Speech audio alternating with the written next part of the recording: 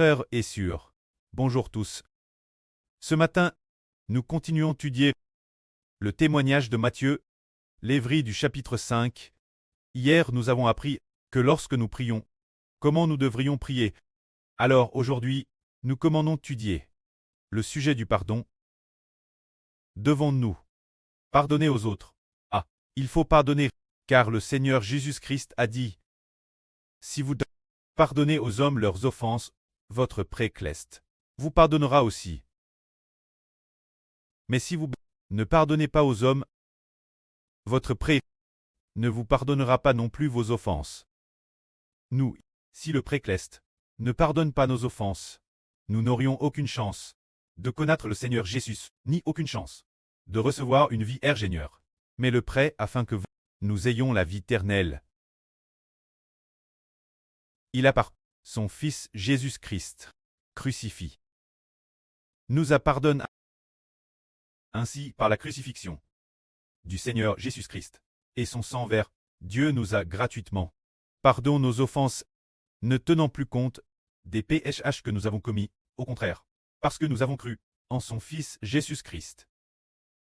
Il nous pardonne et nous donne l'Esprit du Christ, le Saint-Esprit de Dieu, pour nous permettre de devenir enfants de Dieu, de devenir les enfants du Seigneur Jésus-Christ. C'est pourquoi nous comprenons que Dieu nous a pardonné. Alors nous devons nous pardonner nos frères et sœurs. Il faut pardonner. Ce n'est que si nous pardonnons promptement que Dieu nous pardonnera. Mais si nous gardons le moindre refus de pardonner, alors Dieu n'aura plus besoin de nous.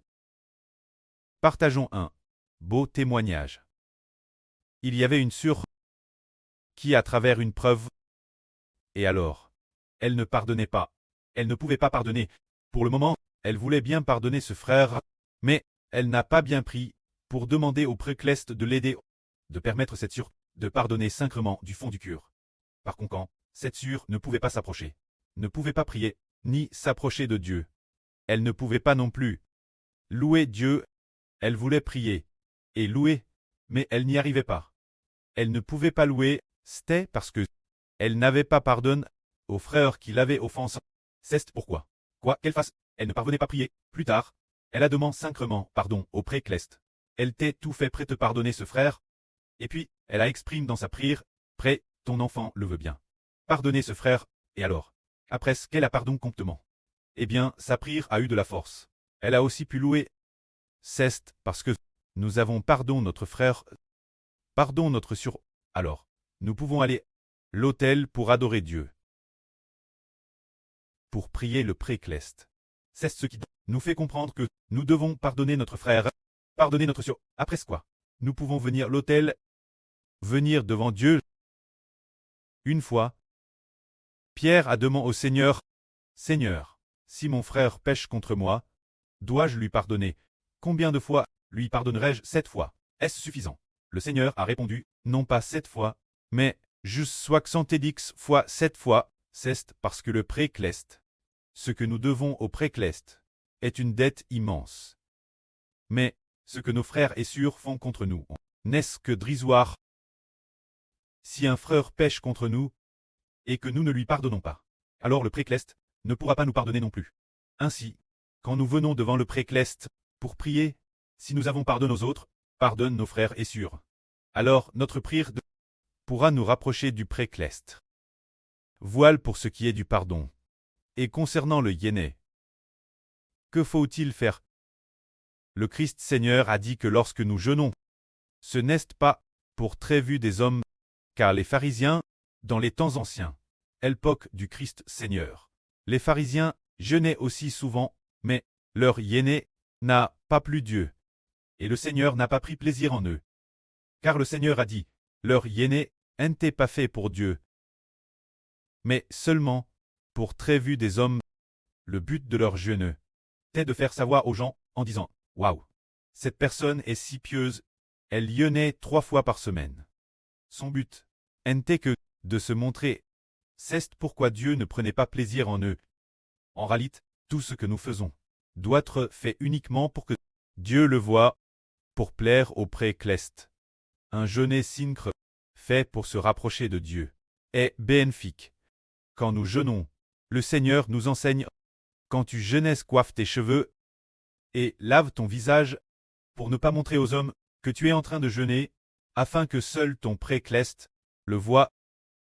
Si nous jeûnons ainsi, ton pré qui voit dans le secret te le rendra. Si nous jeûnons et que nous agissons ainsi, alors le pré céleste nous récompensera. Mais si le jeûne est comme les anciens pharisiens, le pré céleste ne sera pas ravi. Il y a environ 5 ou 6 ans, le frère Eshbert Tate, un frère a emmené le frère Hubert rendre visite une surjeu, cette surjeu, TRS mince. Mais elle a dit que elle jeûnait tous les jours, qu'elle jeûnait chaque jour, et puis, ce qu'elle consommait, elle ne buvait que cette eau de riz. Quand elle cuisinait le riz, elle ne buvait que cette bouillie. Appelle eau de riz. Ainsi, le riz, elle le donnait entièrement aux autres. Et de plus, chaque jour, elle l'apportait aux autres, et puis, elle leur disait, je jeûnais, je ne bois que cette bouillie de riz, seulement de l'eau de riz. Cette bouillie de riz, ce riz, je n'en consomme pas. Je vous l'apporte tout particulièrement, pour éviter le gaspillage. Elle faisait cela tous les jours. Ainsi, chaque jour, elle disait aux gens qu'elle jeûnait, faisant cela tous les jours. Et de plus, elle l'a dit Normand de Jean. Alors, le frère Bert a découvert que, bien qu'elle est jeune, et qu'elle est beaucoup maigrie, cause du jeûne. Pourtant, il semblait que Dieu ne l'avait pas bénie, car elle disait qu'elle enviait plus de ceux, ces taoïstes. Les taoïstes, ils adorent d'autres dieux. Elle enviait beaucoup ces taoïstes. Chacun d'eux, tous, portant des vêtements, avec de TRS longues barbes, et puis, cultivant leur esprit sur cette montagne. Dès que Eshbert a entendu cela, Eshbert a dit, son jeûne est inutile, parce qu'elle a gêne, sans savoir comment s'approcher de Dieu, mais au contraire, elle enviait ceux qui adorent d'autres dieux. Alors nous comprenons que le jeûne est fait pour mieux s'approcher du pré céleste. Et nous, ses enfants, tout ce que nous faisons est fait pour Dieu, fait pour le Seigneur, uniquement pour que Dieu le voie, fait sous le regard du Seigneur. Alors tout ce que nous faisons sera béni par Dieu, mais si nous le faisons pour gagner les louanges des hommes, les hommes l'ont digélou, alors il ne recevra plus la bénédiction de Dieu, car tout ce que l'on fait, ce n'est qu'en le faisant pour Dieu, que l'on reçoit la bénédiction, en le faisant pour le Seigneur, que l'on est béni.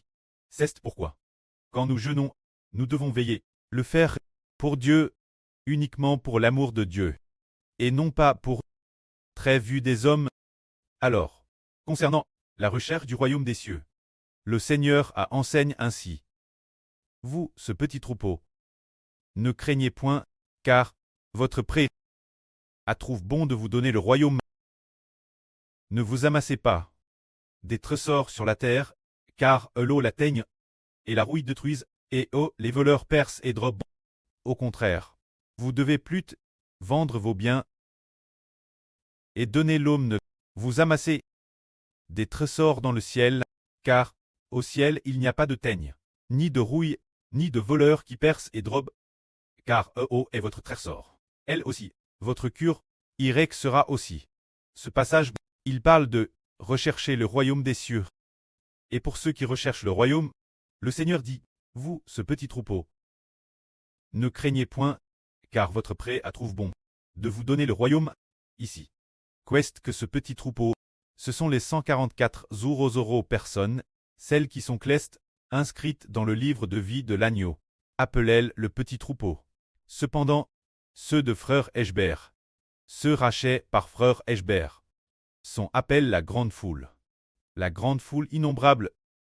Le petit troupeau, c'est peu, seulement 144 euros personnes, ou, quand la grande foule, lorsque viendra le nouvel univers et la nouvelle terre, il y aura peut-être 20 milliards de personnes, ce qui est extrêmement nombreux. Et ici il est dit, ne craignez pas, ce qui signifie que ce petit troupeau, les enfants du livre de vie de l'agneau, beaucoup d'entre eux seront tous persécutés, tout le monde sera persécuté, beaucoup seront tous. C'est ce que le Seigneur dit. Ne craignez pas. Puis le Seigneur dit, car le pré trouve bon de vous donner le royaume. Qu'est-ce que cela signifie? Le pré trouve bon de vous donner le royaume. Cela signifie que le pré se plaît vous donner l'autorité royal. Vous l'accordez. C'est-à-dire très roi. Ici, le roi, et appelle l'autorité royale.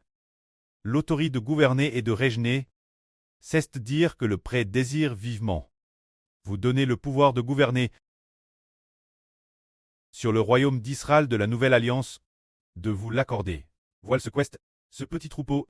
Alors que devons-nous faire?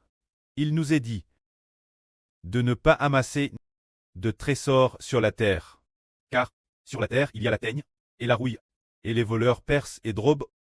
C'est-à-dire que ceux d'entre nous qui doivent obtenir la royauté dans le royaume des cieux, qui doivent régner dans l'Israël spirituel, en tant qu'enfants de roi, ne doivent plus rechercher les trésors terrestres, car les trésors de la terre sont ronds par la teigne, rouillera. Il y a aussi des voleurs qui percent des trous pour voler.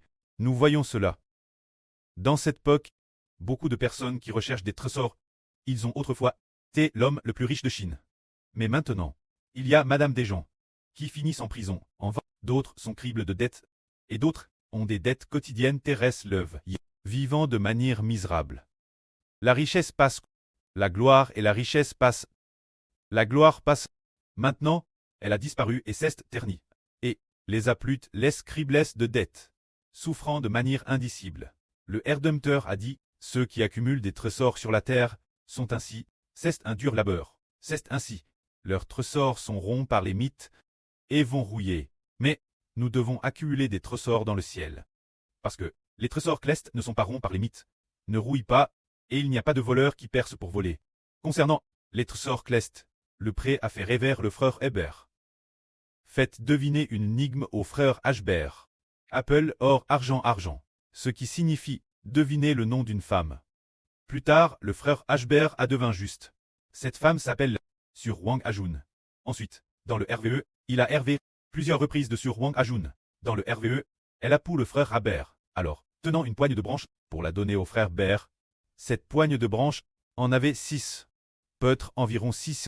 Ce moment-elle l'année dernière. Alors, ce qui est merveilleux, c'est que plus tard le frère Hébert a DJ obtenu les frères des 6 tribus.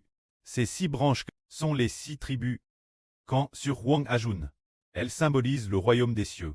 Le précleste a fait rêver le frère Hébert d'or argent argent. Pour dire que le véritable trésor est le royaume des cieux. C'est de l'or véritable. L'argent est dans le feu ardent. Et dans le feu ardent, l'or purifie. Qui nous fait obtenir le royaume des cieux est la véritable richesse. Le royaume des cieux. Quand nous lisons l'Apocalypse, nous découvrons que les rues du royaume des cieux sont toutes d'or. Tout le royaume des cieux est orne de toutes sortes de pierres précieuses. Les rues sont toutes d'or.